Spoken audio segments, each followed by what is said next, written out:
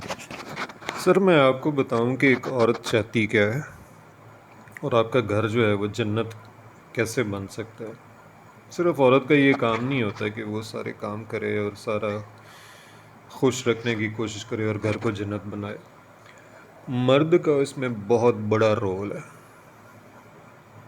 آپ چاہیں گھر جنت مکمل طور پہ بن سکتے۔ اچھا، بات کرتے ہیں کہ عورت چاہتی کیا ہے۔ سر دیکھیں، اگر وہ بیمار ہو گئی ہے، آپ اس کی پیشانی پر ہاتھ رکھ کے پوچھیں محبت سے، کیا ہوا میری زندگی کو، میری جان کو، کیا ہو گیا؟ یقین کریں یہ چند الفاظ اس کی طبیعت ٹھیک کرنے کے لیے ان مہنگی دوائیوں سے زیادہ اثر کریں گے۔ اور عام طور پہ کیا ہوتا ہے کہ ہم غصہ میں کہہ دیتے ہیں کہ ایک تو تیرا روز روز کا مکر ٹھیک نہیں ہوتا، اور کام چوری کی وجہ سے ہمیشہ بیماری کا بہانہ کرتی ہے۔ کتنی بری بات ہے یار، ہم کتنی انسلٹ کرتے ہیں۔ خیر، عورت اور کیا چاہتی ہے، اس کی کیا خواہش ہوتی ہے؟ وہ بس اتنا چاہتی ہے کہ جب سارا دن گرمی میں کچن میں انتہائی مشکل سے پسینے میں شرابور ہو کر گرمی میں نچڑی ہوئی آپ کے سامنے کھانا لا کے رکھتی ہے، اور اگر آپ کھا کر کہیں کہ واہ مزہ آ گیا،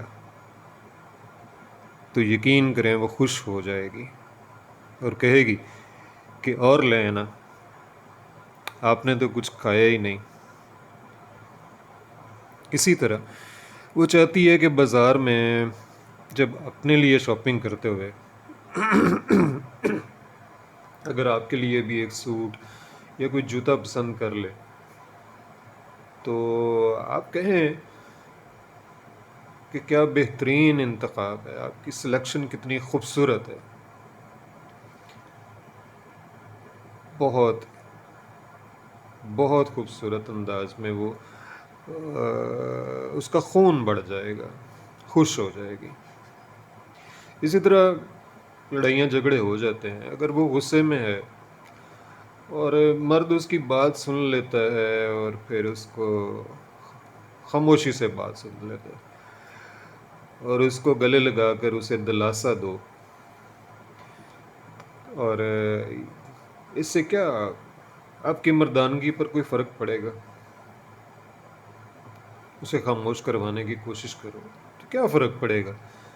تسلی سے، حوصلے سے۔ اچھا، کیا وہ ہمیشہ وہی غلط ہوتی ہے اور ہمیشہ مرد ہی ٹھیک ہوتا ہے؟ چلو فرض کر لیا کہ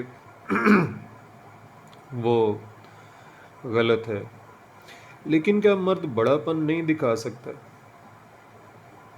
اس کا پیار سے ماتھا چوم کر کہو کہ اچھا ہے یار، میں غلط ہوں، میری جان بس اب ناراضگی ختم کرو۔ اسی طرح ایسے مرد جو ہاتھ اٹھاتے ہیں یہ کیوں بھول جاتے ہیں کہ اس سے آپ اپنی غلطی کو درست ثابت نہیں کر سکو گے، اور جب معاملہ بات کر کے حل ہو سکتا ہے تو ہاتھ سے بات کرنا کون سی مردانگی ہے، کون سی دانش مندی ہے۔